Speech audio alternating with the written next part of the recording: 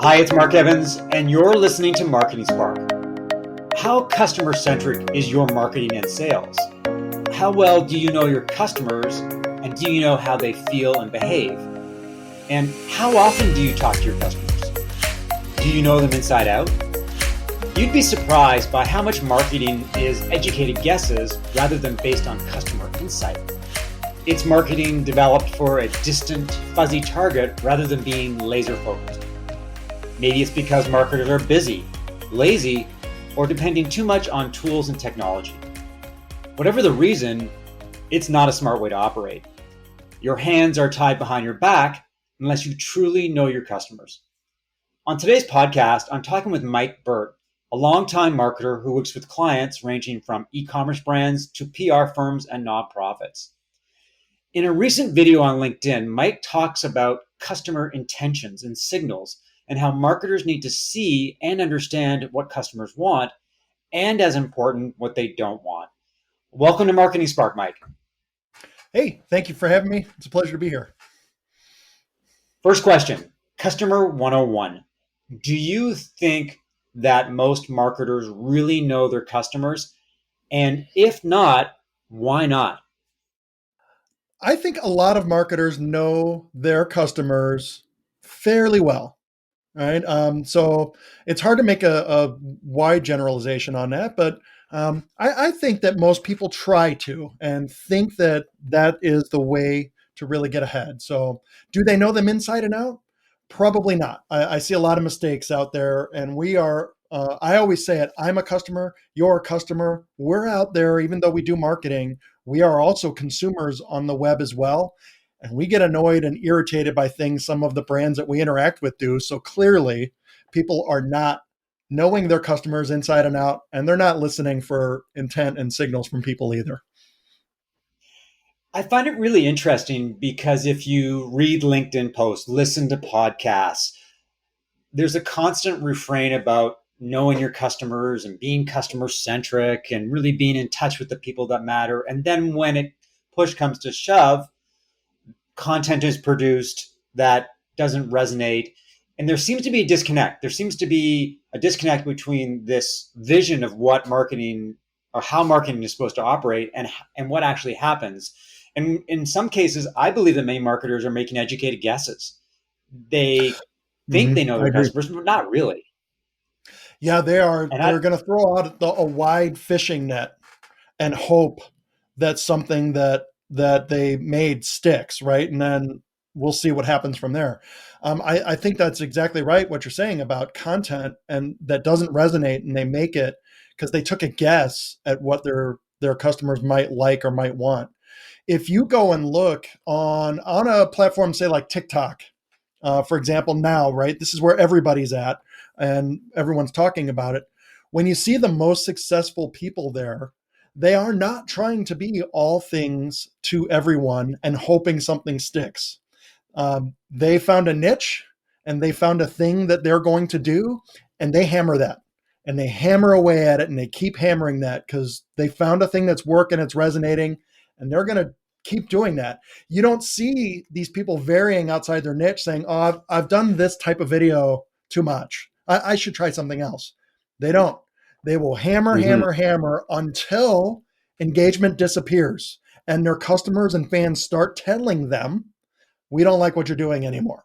Then they'll switch, but not before that. They listen to their fans, and when their fans want more of it, they give them more of it. When their fans tell them we don't like it, they stop and they switch to something else. So you find the most successful people are the ones really out there listening and engaging. Yeah, and I think listening is a underrated skill. A lot of marketers like to talk. We like to hear ourselves talk, but listening sometimes is something they don't do because it takes discipline and it takes being very customer centric. And one of the questions I wanted to ask you is if a company wants to be customer centric, and that term is thrown around a lot, where and how do they start? Like, what are the key building blocks so customer intelligence, customer insight becomes an integral part of a company's operational DNA? Well, the first thing you can look at it, especially if you're an online brand, is you're looking at your customer reviews. Customers are giving you feedback. And I often hear brands and people who will say, those are only the angry people who are going to make those comments, right? So they try to discount feedback that they don't like. And it hurts our feelings. Like, we're all human. We don't like someone going out. You've worked your butt off for this product and you put it out. You thought it was great. And then you get customers like, you suck. You know, that hurts, right? We don't like to hear it, but you have to hear it and you have to have a thick skin and you have to listen to that stuff, right? That's a good place to start, right? On your customer reviews, on your social media. What kind of comments are you getting? I used to have a brand when I was a CMO, and we had over a million fans on social media. So we had comments constantly. And I kind of color coded, or we had kind of a heat map for how comments were going. And you could know if things were going well across the rest of your operation just by how people are commenting on whatever you're posting, right? So even if we were not posting something content or product related, if people were mad at us and if we were late with shipping or we had missed a deadline or something, they're going to tell us in even this funny video that had nothing to do with what they're mad at. So you can look and see people are out there giving you feedback all the time, right? And that's passive.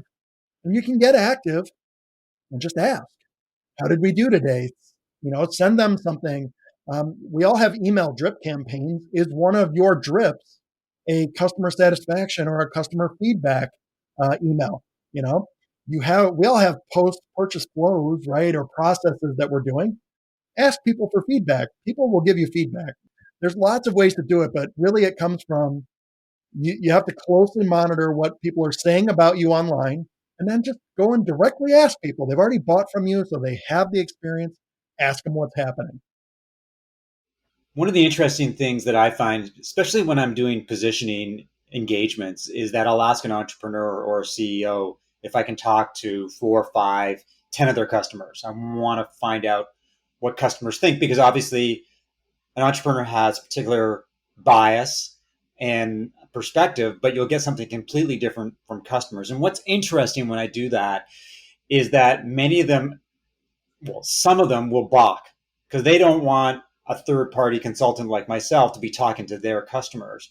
And then when they eventually agree, because it's an integral part of how positioning happens, I'll do the interviews and then report back to the CEO. And some of the things I tell them, it's things that they'd never heard before. It's things that surprise them, sometimes trouble them, because they've never taken the time to actually talk to their customers. And I find it really interesting that a company can take its customers for granted. Once you've spent all that time and energy to attract them, onboard them, get them into the fold, then you assume that they're fat and happy. They don't need any tending. They don't need to be nurtured, or you don't have to market to them. Why is that? Why do companies seemingly ignore their customers? A lot of short sightedness, and there's a lot of focus on customer acquisition costs, right? There are some brands, maybe a SaaS B2B brand might talk about churn, or subscription based companies might talk about their churn. But for the most part, everyone's on the front side of marketing, right? Because that's the sexy, that's the fun, that's the where all the magic happens, right? On the front side, the acquisition side, we're out there acquiring new people, we're growing sales, aren't we awesome? And they spend a lot of time on that and they worry about their customer acquisition costs. And then they forget about lifetime value and they forget about churn, right? It's way harder, I've always found. It's far harder to acquire a new customer than it is to keep one you've already acquired. So yeah, I don't know. I see that mistake in a lot of companies too. Like, you have all these customers. Why aren't remarket to them, get them their new products? You're offering new offers to try to acquire a new customer. What are you doing for your current customer base? You need to really take a close look at those folks, because those are your ambassadors. Those are your influencers. That's your social proof. Any of those other marketing buzzwords, we can say your current customer base is all of those things. Market to them, keep them. You've already acquired them. You've paid that cost for acquisition. Now get repurchases or keep their subscription stretched out, right? If you had a 3-month goal, get them out to 6. If they were repurchasing in 6, can you get it to 5? What can you do? There's so much you can do in marketing that's way cheaper, far cheaper to people you already have a relationship with than it is on the acquisition side, going out and reaching people who don't know you. So I would highly recommend people really spend much more time than I know they do on their current customers. It's a cheaper group and they've already bought from you once. They'll probably buy again. When you were the chief marketing officer at Grunt Style, the company was very focused on a specific type of customers. That interests me because many companies have customers across the spectrum, different verticals, different sectors, but you were very niche oriented. What was your approach in terms of discovering what those type of customers wanted, and how did you deliver marketing that resonated with them and served their specific needs and interests? When it first started, and for the first several years there at Grunt Style, the customer was one tiny niche: a Marine infantryman or an Army infantryman. And that was it. Those were the only people we talked to. And it was that way because that's who all of us were within the company. We were primarily all veterans and mostly had served in either Marine or Army infantry. So it was us. We were speaking to an audience that we knew very well. So we know it was very niche, but then we were in this audience and we knew these customers in a way that other brands who were far bigger than us, who had way more money and could market more, could not speak with that voice that we had, because we knew it, because we were part of that audience too. So yeah, we were really very hyper focused on a very small niche. It's less than 1% of the military who are in the infantry. So we knew we were ignoring a lot of other audiences and customer groups, but we could make a good amount of money, and certainly at the size of the company we were then, by just being very hyper focused, because we couldn't really mess that up because it's who we were. So we knew how to speak to it, and we found that it worked, and we just kept capturing more and more of that group. And it was really successful for us, and really being hyper focused, it really helped us learn messaging, audience, how do you talk to them? I mean, it was great. And it worked out because that's who we were. Again, the rule on our social media team, you had to actually had to have been an infantryman. We weren't hiring people who weren't even. So we had 3 people on social media, or 4 when I first started, that they were all infantrymen. One was a Silver Star recipient. That guy was great. Nobody with any marketing experience either.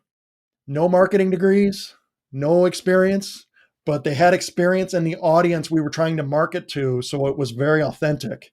We screwed stuff up, we did stuff wrong, and we probably didn't follow any Leo Burnett rules, right? But we knew the audience we were trying to sell to. So they connected with us because it was authentic, and it worked.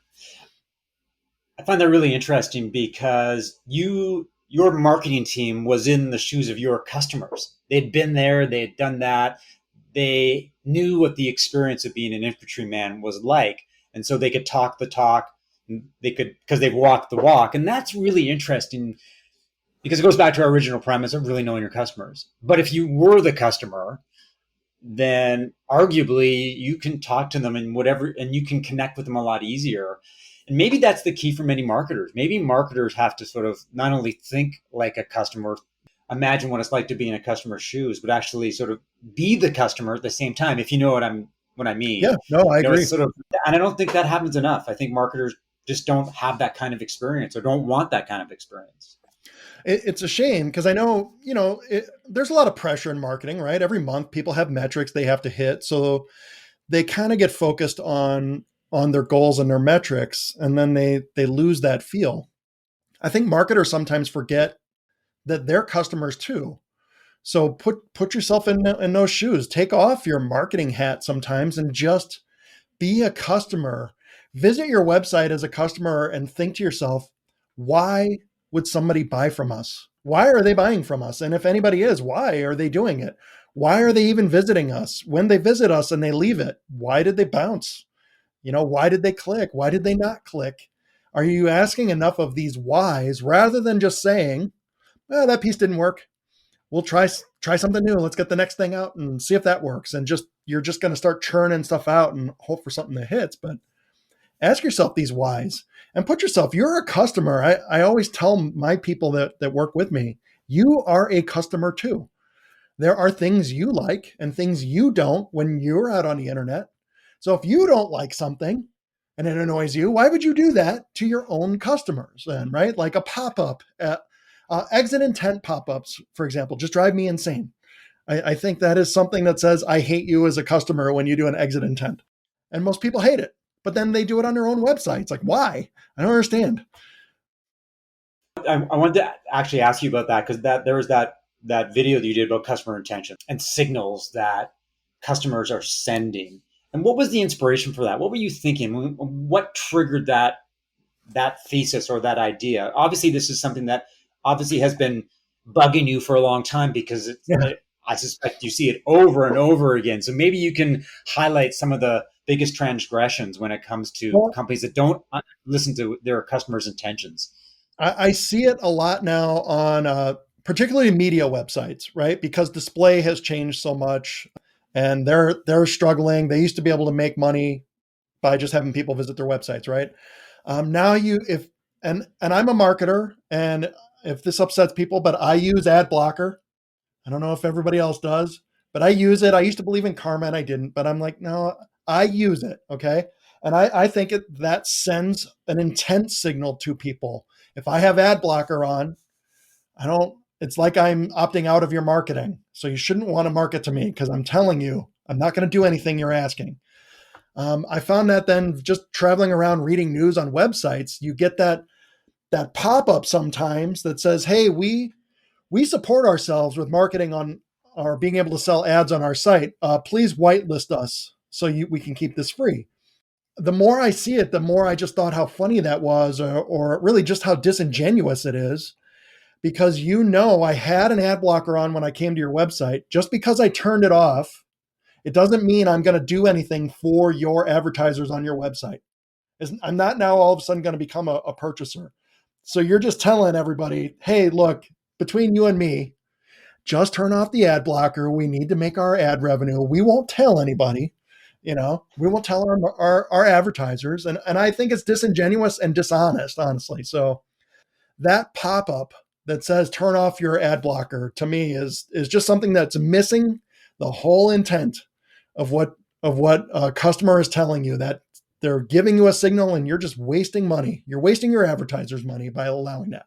So that's where that came from. And then the exit intent one, it just annoys me because my mouse is going over. So then you recognize my mouse was about to hit the back arrow. And now is when you're going to pop up and tell me, oh, are you sure you want to leave? Would you like to sign up for our email? No, no, I'm leaving. And now you're annoying me even more. You didn't capture me. You didn't get me to do anything. And now, just as I'm getting ready to walk out the door, oh, hey, stop, stop, stop. I have something cool. I think both of those just really misread people and they miss intent. And then they're advertising to people who don't want to be advertised to. And it's always been my thing as a marketer.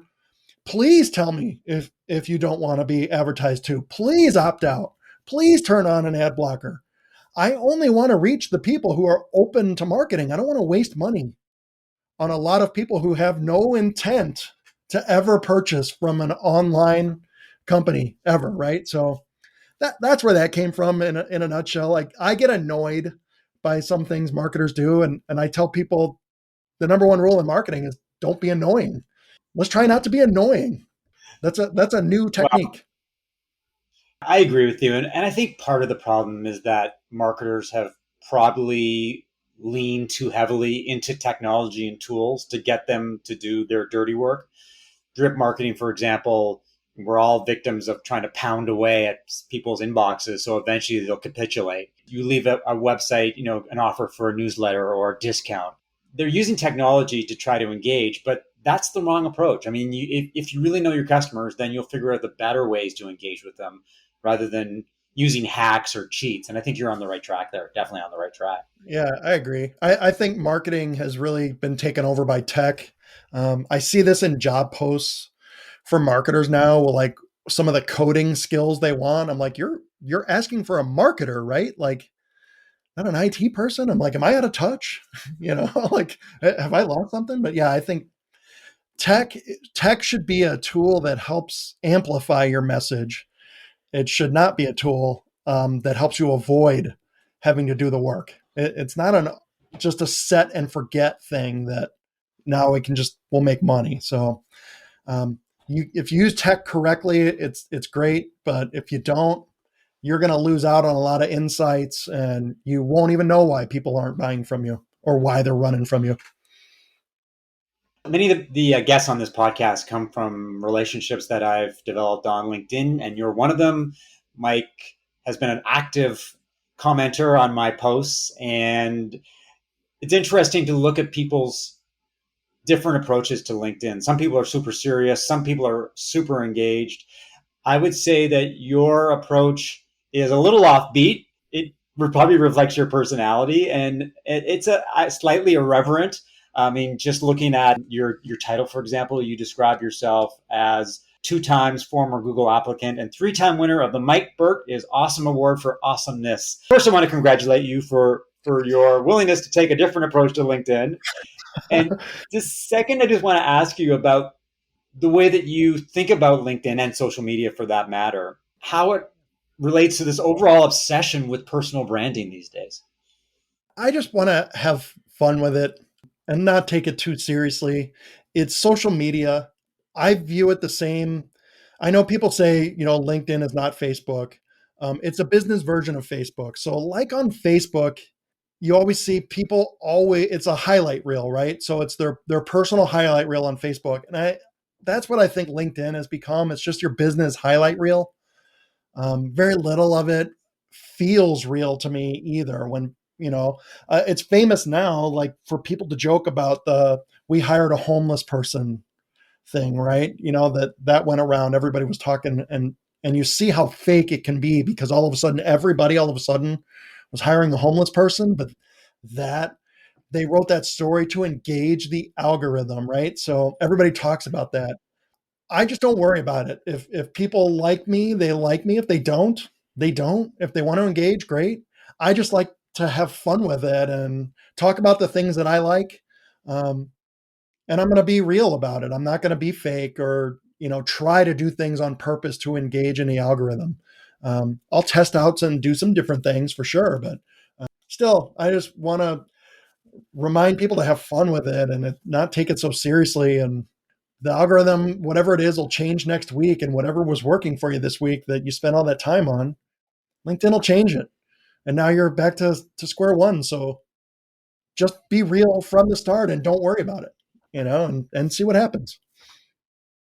Before, obviously, I'm going to probably upset some of the more ardent LinkedIn engagement folks out there. But when you think about it, and the same applies for social media in general, it's a game. Like we're playing a game with LinkedIn. We play against the algorithm. We play against other people who are saying same things we're doing, competing for the spotlight like we're doing. And I think that's probably, especially for independent marketers like you and I, it's probably a healthy approach, because you take the platform too seriously, if you lean on it too heavily to be the place where you engage prospects, where you attract business, eventually it won't be fun anymore. It'll be make or break, do or die. And if the platform stops working for you, then you're arguably dead in the water. So I think my advice, and I think you would probably say the same thing, is that to use it, to have fun using it, we're also pulling the different levers every day and hoping they work. And there's really not a lot we can do. So you just got to go along for the ride.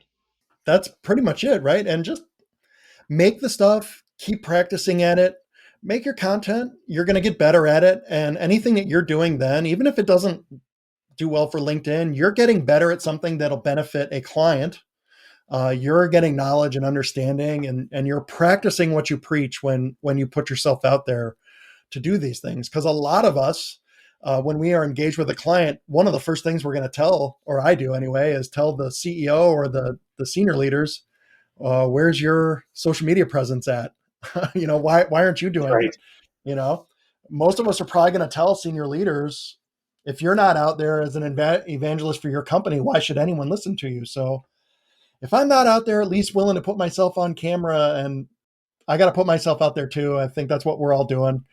At least it shows we're going to practice what we preach, and we can still help people. It'll still help. It'll benefit clients one way or another.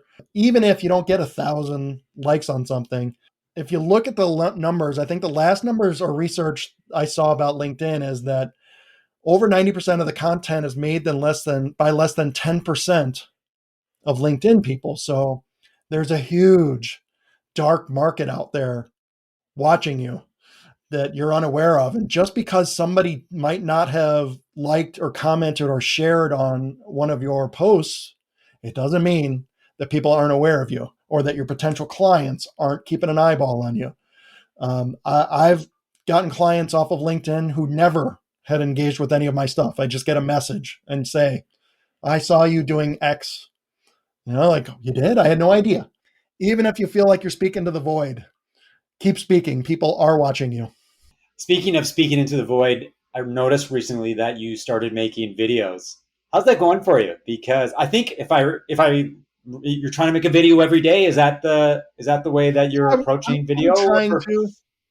I'm very contrarian and very anti-authoritarian, even to myself. So when I set out rules for myself like that, I will inevitably break them because nobody's going to hold me to anything, right? So I am trying, and it's going okay. I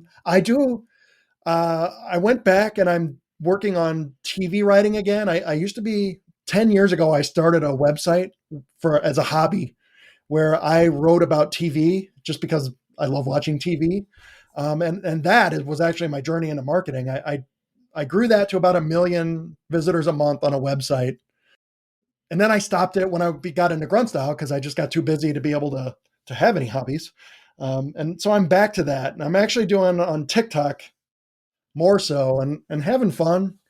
And again, talking about things that I like. Finding a niche, I'm growing a little bit there. So it's fun. And it's worked on LinkedIn. Here's the biggest thing I think the benefit to do it. And it's maybe even at my level, your level, guys like us who, we've been doing this a while. It gets me back into when was the last time you actually spent a time working with a video editing tool? Because as a CMO, I wasn't doing any of that. I was managing people doing those things. So it's been nice to get back into the weeds of that kind of production where you're like, well, I'm back to being a rookie at this again. And I hate my videos sometimes because I look at them, I'm like, oh man, your production values are you're awful. You would never approve this if one of your people brought you this video, you would tell them to go back and do it again, so, but I'm having fun with it and just trying to be less rigid about how often. And when I have an idea for something, I will make a video and put one up. one final question: where can people learn more about you? Where can they find you on LinkedIn? Where can they find you on TikTok if they're interested in your musings about television? Ooh, gosh, if they want to follow me on TikTok, please get me to the 1,000 followers, folks, because you need me live. What's your name on TikTok? I am the TV Genius on TikTok. Okay. I know, I got the website. So there's the TV Genius website. New. I'm just getting it going now. So, but please, yeah, if there's followers, if you guys like TV, please. I just love it. And then on LinkedIn, you can find me there. That's where I do really most of my business talk. I don't take people off of there. I don't have my own personal website or anything. You can message me. Like, I'm not trying to be super fancy. I'm just like everybody else. Mike, this has been a great conversation. Really enjoyed talking to you about marketing and obviously about the importance of knowing your customers. Thanks everybody for listening to another episode of Marketing Spark. If you enjoyed the conversation, leave a review, subscribe via Apple Podcasts or your favorite podcast app, and share via social media. To learn more about how I help B2B SaaS companies as a fractional CMO, strategic advisor, and coach, send an email to mark@markevans.ca or connect with me on LinkedIn. I'll talk to you later.